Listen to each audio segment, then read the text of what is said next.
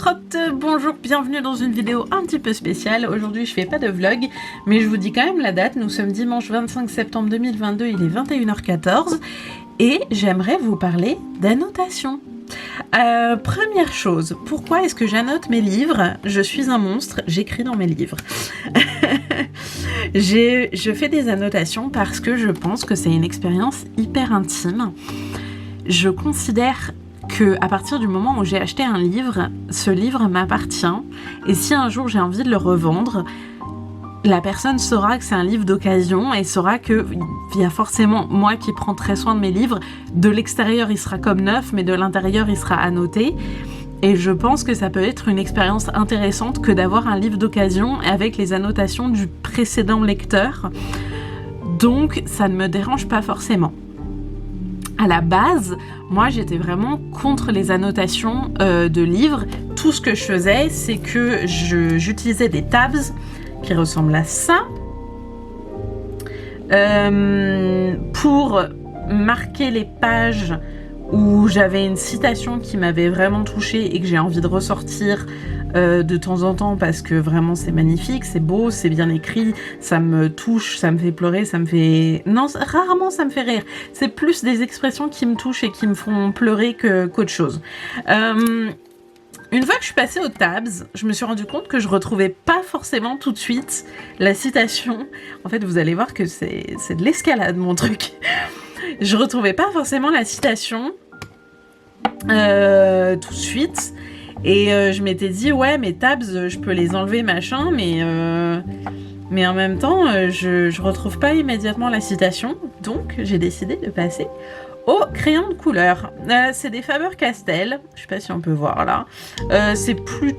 Non, c'est pas que des couleurs pastel, c'est juste des couleurs assez différentes pour varier mes plaisirs, n'est-il pas? Et je les aime beaucoup parce que en fait, quand je colorie la citation, parce que oui, je colorie mes citations, je suis tellement désolée, ou je fais des petites accolades, des fois c'est moins grave, juste un petit, comme ça, ou juste un petit trait. Non mais voilà, j'écris dans mes livres. C'est des crayons de couleur qui sont utilisés pour l'aquarelle, donc c'est très... C'est-à-dire qu'on peut colorier la citation, mais ça déteint pas sur la page d'après et c'est assez transparent pour qu'on puisse lire quand même la citation dessous. Donc c'est-à-dire que c'est pas du gros feutre qui cache la citation et qui en plus déteint sur les pages d'après. Donc au début je faisais ça et ça me convenait bien. Et ensuite, j'ai commencé à utiliser mon petit carnet comme ça pour marquer tout ce que j'ai pensé, le titre, la date, tout ce que j'ai pensé du livre et la note que je lui ai mise. Ça, généralement, je prenais le papier, j'utilisais du masking tape pour le coller au début du livre, ce qui me permettait de l'enlever dans le cas où j'aurais voulu vendre le livre. Mais de toute façon, même si je voulais vendre le livre, il y aurait quand même eu du coloriage à l'intérieur. Donc c'est un peu stupide. À quoi ressemble mon coloriage? Il faut que je vous trouve un exemple, parce que là, ça veut rien dire.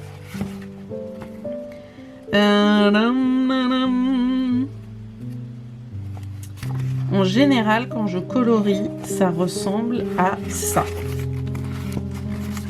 J'entends avec un crayon de papier. C'est, voilà, comme vous pouvez le voir, c'est assez léger. Je trouve que ça donne une texture qui est jolie. Et derrière, il n'y a vraiment aucune marque de ce que j'ai colorié. Ensuite, je suis en train de perdre mon marque-page. Après, je vais plus savoir où j'en suis. Ensuite, il y a eu une nouvelle escalade. Il y a eu l'escalade de « je veux m'améliorer en anglais ». Ceci est un crayon que, ma foi, j'ai acheté en Nouvelle-Zélande, qui est tout à fait banal et qui est trop lumineux pour que vous puissiez voir quelque chose. C'est marqué « Be brave » dessus et il y a des paillettes. C'est un crayon avec une mine, je sais pas si c'est un nom, ces mines où c'est très... Le trait est assez épais, mais c'est très discret et ça se gomme très facilement. Donc j'ai commencé à souligner du vocabulaire que je ne comprenais pas ou des expressions que j'aimais, que je comprenais mais que je n'utilisais pas forcément dans mes romans, dans mes écrits. Et donc ça me sert à améliorer mon vocabulaire, à étendre mon vocabulaire, à avoir quelque chose de plus étoffé, de plus littéraire peut-être, et à trouver vraiment mon style, ma patte en anglais. Donc au début c'était juste un petit trait que je peux gommer facilement. Et puis on a escaladé au niveau supérieur. On est passé... je me suis rendu compte en fait, quand il y avait de très longues citations, que je trouvais spécialement belles, mais que j'avais pas envie de mettre une accolade, ou j'ai pas la place de mettre une accolade, ou j'ai pas envie de mettre une accolade, des fois ça m'arrive, j'ai tendance à colorier tout le truc. Et des fois, colorier tout un paragraphe au crayon de couleur, eh ben c'est pas top. Donc je suis passée à ces... comment ça s'appelle ? Surligneurs. C'est des surligneurs qui s'appellent Friction Color. C'est la marque, c'est Pilote. Ceux-ci, comme vous pouvez le voir aux petites écritures, me viennent du Japon. C'est une amie qui me les a envoyés. Je les aime beaucoup parce que c'est des couleurs pastel. Alors ça se voit pas forcément à la caméra, mais par exemple le violet, on dirait même pas que c'est du violet tellement il est clair. C'est vraiment des couleurs pastel, c'est super joli.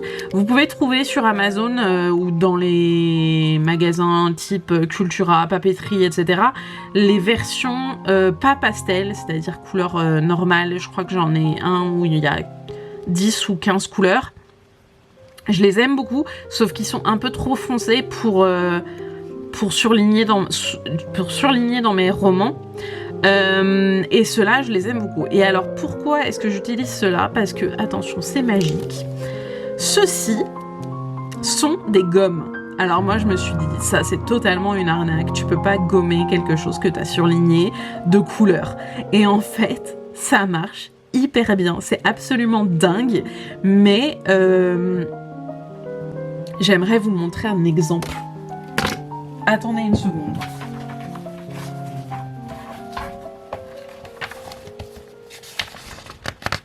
J'ai un super exemple à vous montrer. Ça, c'est la liste des romans que j'avais décidé de faire pour le nano. Et en noir, j'ai éliminé ceux que je ne voulais pas faire. Et en orange, ceux qui me tentaient le plus.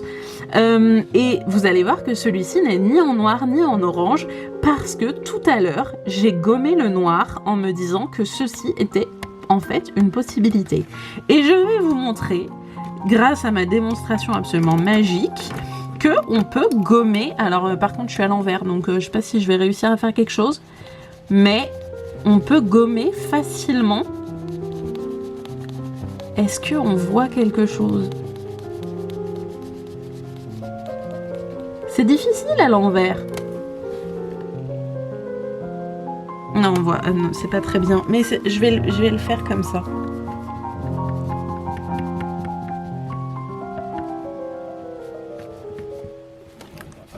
Voilà. Donc, j'ai gommé une partie de ce truc qui était en noir. Et je trouve que quand même, bon, il y a des mini traces parce que du coup, j'ai pas utilisé le noir. J'ai utilisé une autre couleur. Mais il y a des mini traces. Mais pour le coup, par exemple, celui-ci, je l'avais surligné en noir, je l'ai effacé en noir, et il n'y a aucune marque. Il n'y a rien que dalle. Donc, c'est super pratique, parce que quand je surligne quelque chose que finalement je ne veux plus surligner, ben, je peux tout simplement le gommer, et ça n'affecte pas l'encre du roman sur lequel je surligne. Donc ça, c'est top. Ensuite, on a escaladé un peu la chose. Ensuite, j'ai regardé des vidéos d'annotation et j'ai regardé genre comment les gens annotaient leurs livres et j'ai trouvé ça esthétiquement vraiment très beau et vraiment très intelligent. Donc ensuite j'ai pris une petite règle et j'ai pris un stylo noir et je me suis mise à souligner certaines citations. Alors moi c'est ni sens ni raison. Des fois je souligne avec un crayon de couleur, des fois je souligne avec mon stylo noir. On sait pas pourquoi. Par contre, pour le vocabulaire en anglais, c'est toujours avec le crayon de papier, parce que je veux pas laisser de marque de vocabulaire que je connais pas, parce que t'imagines, la ton, après on se dit, putain la meuf, il y a 50 mots par page qu'elle connaît pas, comment elle fait pour lire en anglais? Personne ne sait. Non lo so, cours d'italien, frère. Qu'est-ce que c'est que ce petit chose? Ça s'appelle je sais plus quoi, je le vois pas, c'est à l'envers, Unipen, je sais pas quoi, et c'est du 01, donc je vais essayer de vous montrer la pointe. C'est vraiment très très fin, et alors ce que j'aime beaucoup, c'est que ça me permet d'écrire petit, et ça me permet d'écrire, comment dire? C'est pas foncé en fait. C'est-à-dire que c'est tellement fin que parfois on dirait limite que c'est du gris plutôt que du noir et ça ne transperce pas les pages. Et pourtant j'utilise une règle et j'appuie. Donc c'est vraiment, ils sont vraiment super bien. J'en ai commandé d'autres là parce que il va bientôt plus y avoir d'encre parce que je l'utilise à donf. Il est vraiment très bien. Je vais vous montrer un exemple.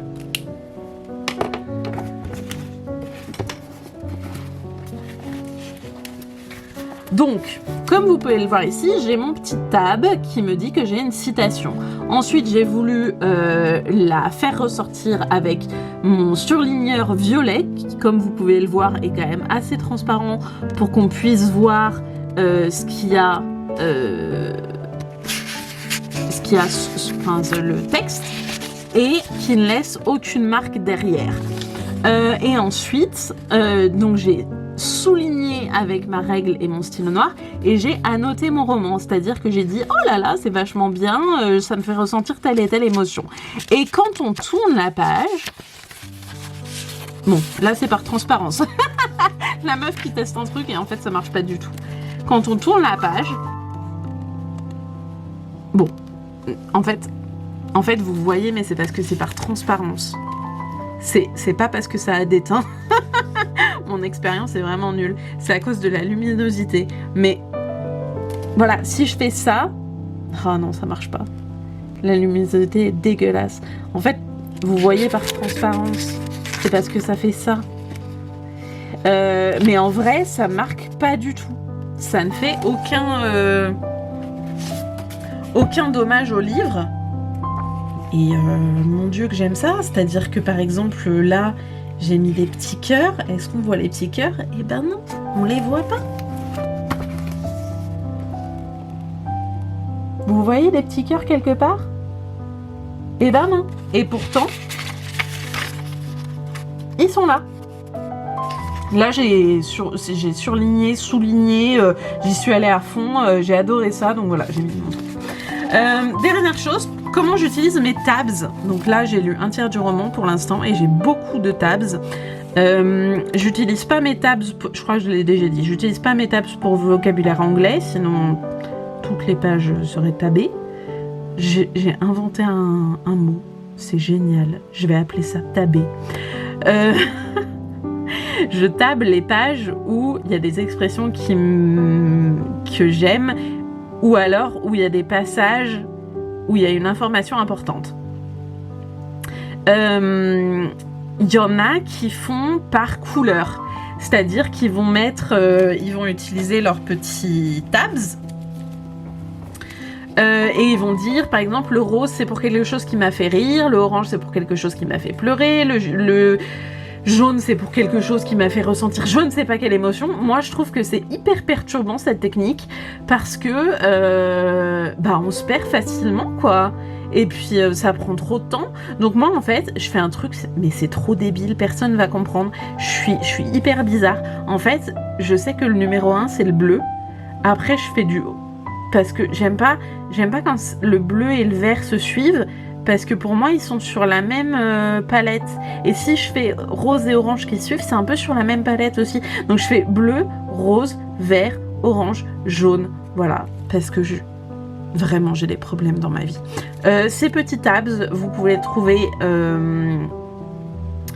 dans des magasins genre Emma, Flying Tiger, Action. Je crois que ceux-là ils viennent d'Action. J'ai dû les payer 50 centimes. J'en ai acheté une dizaine parce qu'ils sont super. En fait, ils sont transparents sur la partie qui n'est pas collée. Ce qui est super pratique parce que du coup, quand tu le colles, mais je vais vous montrer, je vais vous en décoller un. Contraception. En fait, ils sont vraiment très... Bon, ça se voit pas, il me faudrait un... vous allez voir quand j'ai rendez-vous avec ma psy. Ils sont vraiment très transparents. Et on peut voir ce qu'il y a marqué en dessous. Ça gêne pas du tout la lecture. Et ils s'enlèvent facilement, mais... incroyable mais vrai, c'est des post-it, enfin c'est des tabs qui collent. C'est-à-dire que je suis pas obligée d'appuyer comme une malade pour que ça colle sur le livre. Ça se colle tout seul, c'est vraiment super efficace. Donc n'allez pas vous faire chier à dépenser 10 balles dans un truc à Cultura ou sur Amazon. Allez plutôt dans les petits magasins qui coûtent vraiment, ou tout à 2 €, les trucs comme ça, parce qu'ils ont des trucs hyper efficaces et vous n'avez pas besoin de dépenser des tonnes.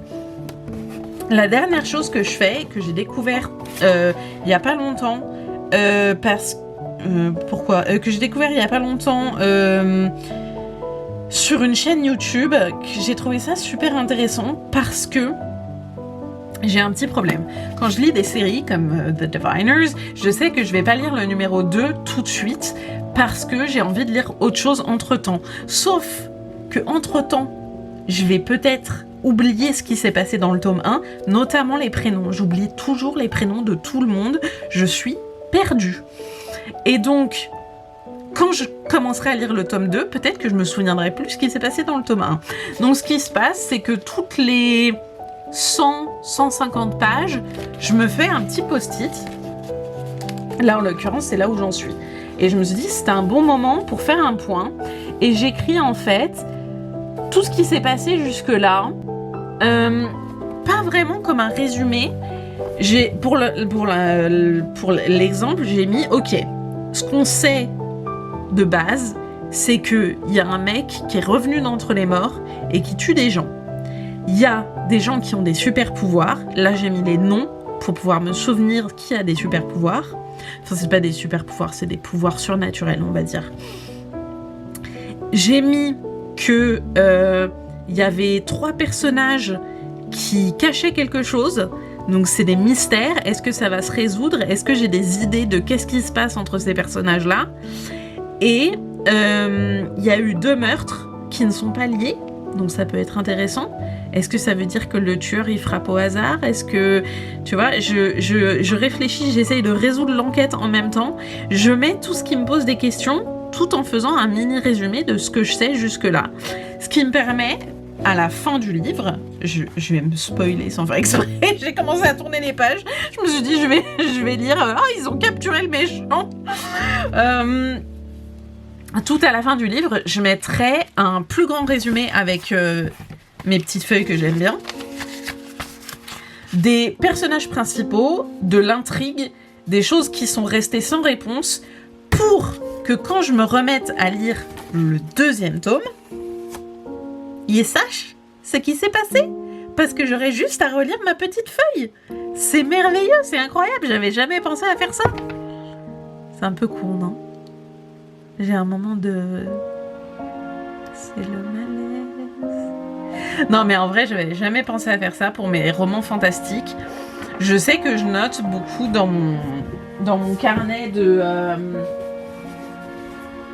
ce que j'appelle mon art diary. Je sais que je note beaucoup de choses. Là, je vous ouvre la page où il n'y a rien marqué, bien sûr. Mais par exemple, là, j'avais fait une très longue critique de Iron Widow. Et j'aime bien mettre la date, le titre, la note, et puis me faire un résumé, mais pas du livre, un résumé de mes émotions. Et donc, quand je le relis, j'ai le résumé de mes émotions, mais je sais pas quel personnage est quel personnage. Je suis perdue, frère. Et le pire, c'est parce qu'à la limite, là j'ai les 4 livres avec moi. Donc je pourrais les lire les uns après les autres et me souvenir, ou alors je peux en lire un autre livre entre-temps, lire le tome 2, ça irait. Sauf que par exemple, t'as un super livre qui vient de sortir, tu le lis, et le deuxième tome, il sort dans 5 ans, et ben entre-temps, t'as tout oublié, et du coup, t'es obligé de te retaper le numéro 1 pour comprendre le numéro 2. Et ça m'énerve, ça me fait perdre du temps. J'ai pas de temps à perdre à relire des livres, à part Harry Potter. J'ai pas de temps à perdre, parce que j'ai d'autres livres à lire. Donc bref, moi j'ai trouvé ça super pratique, le coup des post-it. Et des fois, je me mets aussi des petits post-it... en mode, j'essaie de trouver un exemple. Je n'ai pas d'exemple. Peut-être que j'en ai pas mis. Ah si, là par exemple. À la fin du premier chapitre, j'ai mis mon ressenti. C'est tout blanc. Je me suis fait un petit post-it rose et j'ai mis mon ressenti. Et oui, j'ai souligné des trucs et j'ai écrit des trucs et... voilà. Donc tout le monde va me détester, mais par exemple, oh ça c'est un bon exemple, vous avez tout là-dedans. Donc on a, pour résumer, le tabs bleu parce que j'avais envie. Au crayon de papier, les mots que je comprends pas ou les expressions que j'aime et que j'utilise pas assez dans ma vie de tous les jours.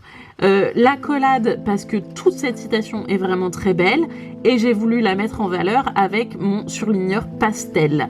Et ensuite, il y a mes petites annotations dans les marges en noir ou alors, si elles prennent plus de place, sur les post-it ou alors si j'ai envie de souligner une ligne ou deux avec un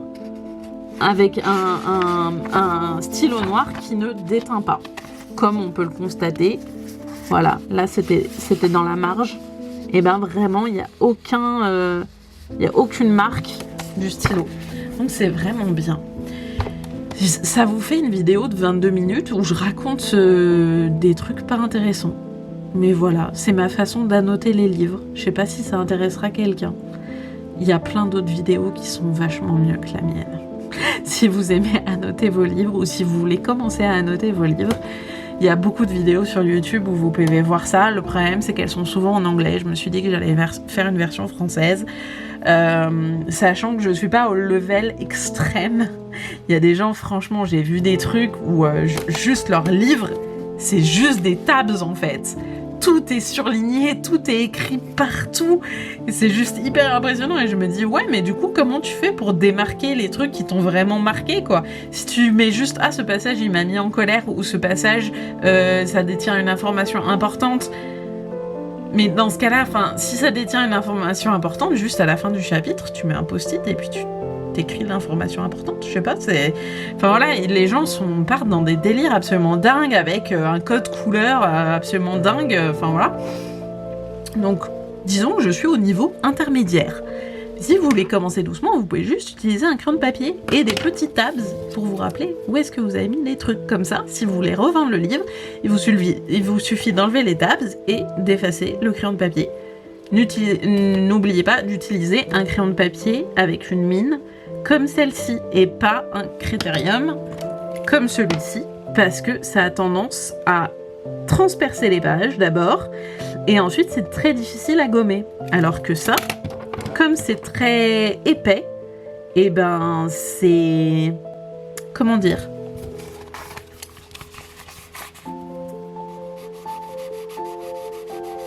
C'est moi qui contrôle comment on dit ? C'est moi qui contrôle la foncitude.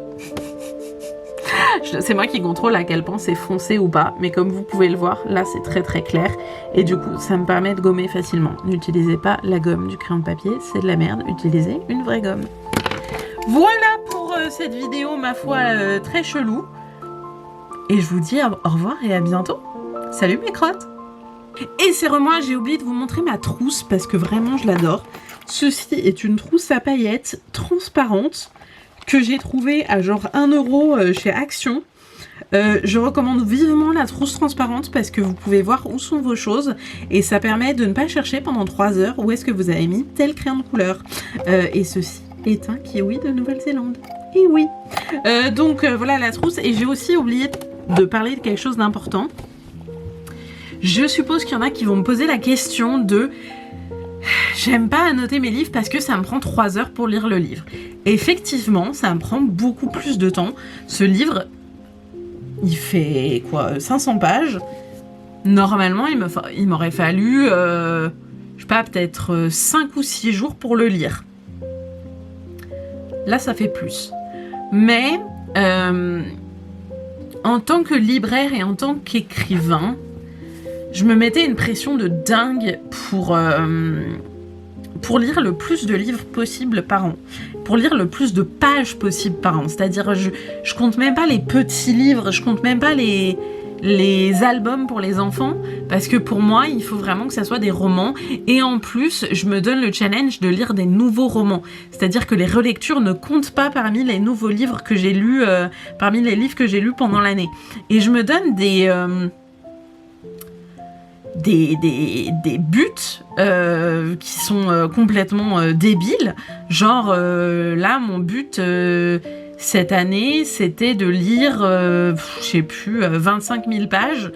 Et donc là, j'en suis à 80 livres, mais enfin, ça devient n'importe quoi. Parce que je me mets une pression de dingue en me disant... Ça fait partie de mon métier, donc il faut que je lise beaucoup. Aussi, il y a le fait que je suis entourée de lecteurs sur Insta, sur Twitter, dans mon entourage, parce que j'ai un entourage de libraires, de lecteurs, d'écrivains. Et je vois ces gens qui arrivent à lire 200 livres par an. Je me dis, mais comment ? Comment ? Pourquoi ? Ça veut pas dire comment, mais je le sens bien. Je comprends pas ces gens qui arrivent à lire 200 livres par an. Tu fais quoi d'autre de ta vie ? Parce que moi, j'ai aussi envie de regarder des livres, et la dernière saison de Brooklyn Nine-Nine, et je l'ai toujours pas vue, parce que tous les soirs, je m'oblige à lire un maximum de pages avant de dormir, quoi. Donc, j'ai décidé d'arrêter de faire ça. J'ai décidé que c'était plus important de lire un livre et de vraiment l'apprécier en l'annotant, en surlignant les phrases qui me font ressentir une émotion, et que c'était plus important de passer du temps sur un roman pour vraiment apprécier son écriture, apprécier son histoire, et, point bonus, apprécier la façon dont il a été écrit, ce qui me permet de devenir une meilleure auteure, parce que j'analyse sans le faire exprès, lettres modernes, tout ça, j'analyse sans faire exprès la façon dont l'auteur écrit. D'ailleurs, mes annotations souvent sont là, c'est malin parce que genre, il y a une phrase au tout début, je me souviens. Cette phrase-là, c'est marqué Rising from the Dead, et c'est en italique.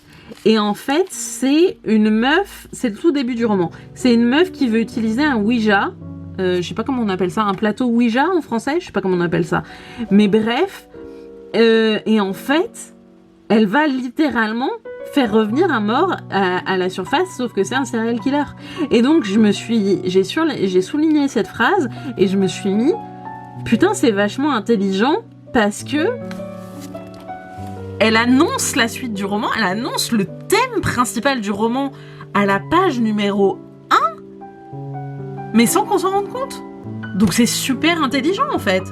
Et donc ça, moi je trouve ça me permet d'être une meilleure auteure.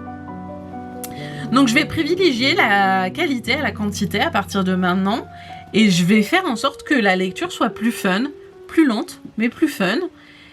Je vais continuer à m'imposer...